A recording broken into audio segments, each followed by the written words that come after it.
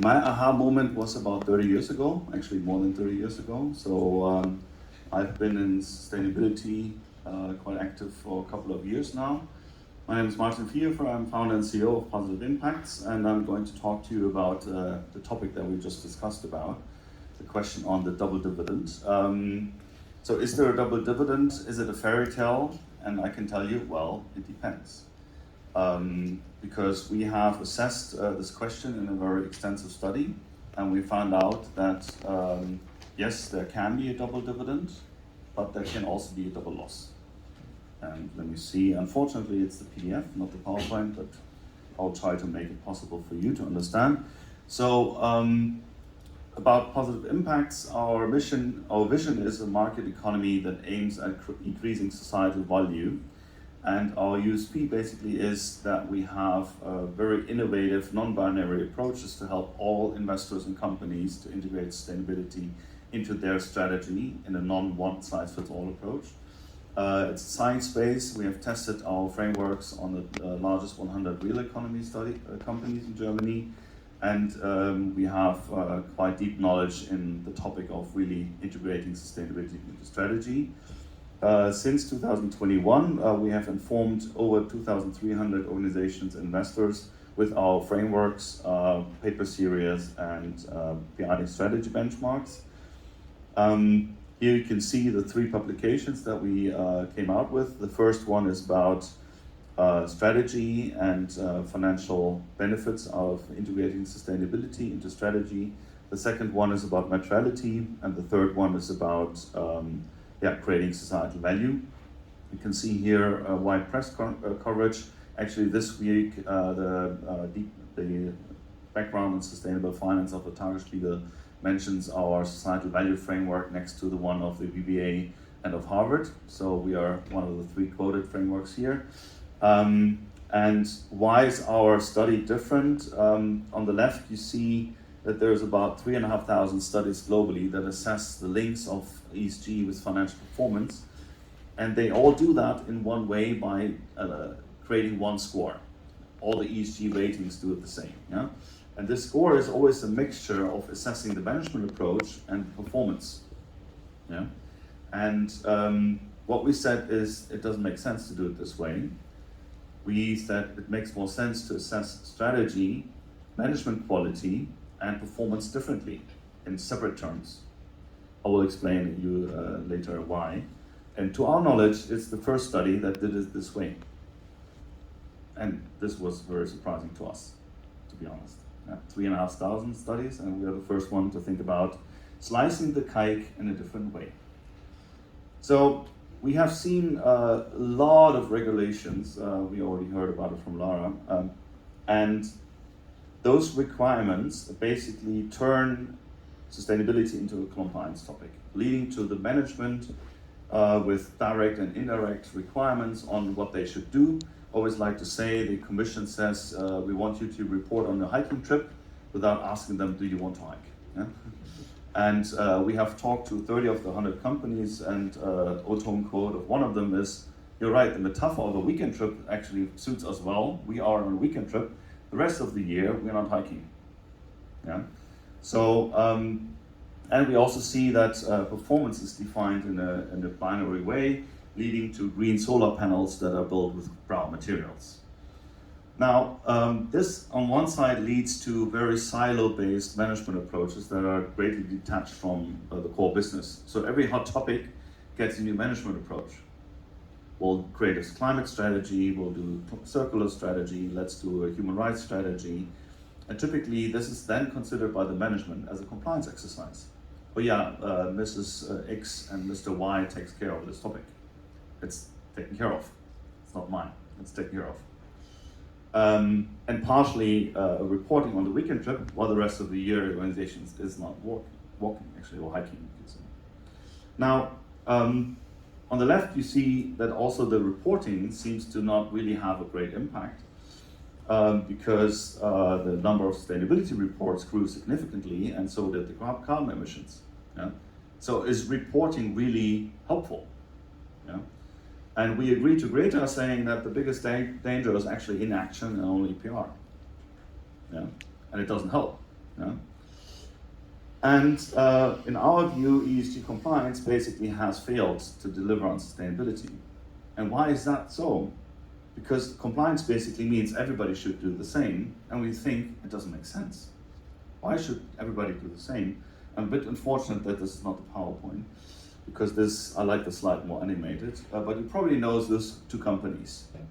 Who in this room would imagine asking the CEOs to sit together on a table and agree upon a strategy? Who would say they should have the same management approach? No one. So why should everybody do the same with sustainability? I don't get it. Yeah?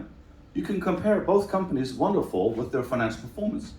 You can clearly see that Prada is a lot more profitable than Primark. Yeah? So why not apply the same logic to sustainability? And we did that by saying, okay, let's start with the question of strategy. And strategy a lot means, what do you want to achieve? And for that, we basically started by saying, well, maybe companies don't have any ambition. They don't see any benefit in sustainability. Then we say, don't go hiking. Yeah? Just comply to law, do nothing, it's fine. Yeah? Maybe a company says, oh, there's a potential risk for my business model in legal compliance issues that are coming up. So I want to integrate sustainability into my risk management so that I'm aware of legal compliance risks that are coming around the corner. Or Prada would like to know maybe if there are some human rights issues in their supply chain, so they should manage that in order to prevent reputational risks to happen.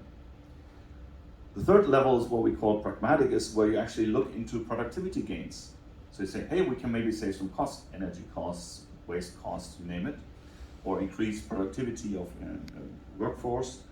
The fourth mountain that we call is strategic, where basically you want to generate additional revenues, either in so-called existing markets or new markets. To the first question that you named, so you could basically say, let's create homes for elderly people that are living in empty nests and create new spaces for young families to move into the empty nests. So that could be one of the answers that would have given to you. Yeah. Or you're sustainability driven, that basically you give a brand promise. Patagonia said, don't buy the jacket, and the revenue went up by 50%. Didn't work, did it? Yeah. So, and what we basically want to do is we want to make only PR approaches obsolete with this framework. Because you don't have to do only PR anymore, because you can basically say, why should we do that? And what you can see is that the level of integration into strategy and processes will certainly be quite different. So it does make sense that everybody does the same. And what we also have done is we have mapped our framework with the EuroCIV classification to basically build a bridge between what the financial services industry sees and what is realistic for the real economy. Yeah? And you can see here basically how well it can relate to each other. This is the first slide from our study. You can see here that we assessed the time before the pandemic, because we wanted to understand how under normal market conditions, hoping that they will return at some point of time, how ESG impacts financials and others. And you can see that about half of the companies were more on the risk management side of you. Yeah? About more or less half were more the pragmatic, and only 6 companies were really strategic. We talked to 30 of them, and about half of them said it hasn't changed. Yeah? We haven't done anything else. Yeah? And the other half said, no, we are more advanced now. Yeah? And to assess this, we have created the analysis framework that only asks, how is sustainability managed? We don't care about your sustainability performance, we care about how you manage sustainability. And we developed 40 questions in the 3 dimensions you can see here. And for each of the questions, we ask ourselves, what is the logical answer if you want to reach one of those ambition mountains? How do you manage that topic? And in order to be sure that we didn't forget anything, we mapped also 30 external frameworks, and we found that every question that we had could be found in one of those frameworks. We explicitly excluded purpose or values because we think it's too blurry, and Wirecard had sustainability as a value. So kind of hard to really judge this.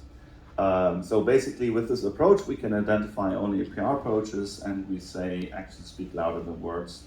So that's why we are only looking at what the companies do, what they do. To assess what is the impact, and not only the positive, but also the negative, so the net positive impacts, we developed the societal value framework. That's the one that was quoted next to Harvard and the VBA approach. It consists of 3 KPIs. The societal value is basically a mirror for revenue, because it starts also with the revenue by saying, if a company has revenue, that's great. They can pay taxes, they can pay wages, they can pay dividends, they can do investments, all that jazz. Yeah? So let's acknowledge this is good. But let's add positive and negative externalities to end up with societal value, or Gesellschaftlicher Wert in German. Then we said poor Christian Lindner, he also needs to have a KPI, so our finance minister. Yeah? And we said let's define societal earnings or losses as a mirror for EBIT. And there we start with the effective tax contribution of a company, and we add externalities, and that's the societal earning or the societal loss. And then the societal earnings margin is the ratio of the two. And here you can see that you can plot all the 100 companies in the 9 sectors in a strategy matrix. And on the left you see only gate-to-gate information, and on the right you see what the upstream impacts add to the equation. And you can also see that with this matrix you can plot your investment portfolio, and you can identify the investments that are needed and the effects of any investment. So not just the impact investments. You can basically understand any investment that you're doing, is the investment going in the right direction or not? Is it increasing the societal earnings margin, or is it decreasing it? Is it increasing profits, or is it decreasing it?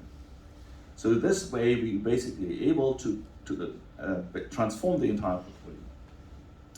Now, to answer the question of the title, you can see that on the left there's inconsistent and unambitious approaches, and these are basically guided by individual employees, and it was highly correlated with the earnings per share in a negative way, meaning that if you were very poor in your ambition and in your management quality, you actually had a negative profit, and you had a negative societal value. If you were ambitious and consistent, you had a financial profit and created societal value. So basically to say everybody should get started and do something, yeah, obviously is not true. So it depends. Only if you're consistently hiking on the same mountain, and ideally choose an ambitious one, then you actually generate returns for your shareholders and for society. Only then. And what I can also say is that through this positive and negative impact, 20 to 29% of financials were driven by the sustainability strategy in a positive and a negative way. 61% of societal value was also driven by the strategy. Yeah? And important note on the link to the financials, this link was irrespective of company size, company sector, and year. Yeah, so I hope that I was able to come across and explain to you a little bit. This is the team, and invite all of you to collaborate on creating positive impacts. Reason why we're called positive impacts, because we say, well, there's multiple impacts, there's positive and negative, and we want to achieve net positive impacts. And the plural in the impacts is actually meaning that it has should have an impact upon society, a positive one, and it should have an impact, a positive one, on the business. Thank you very much, and I'm looking forward to your questions.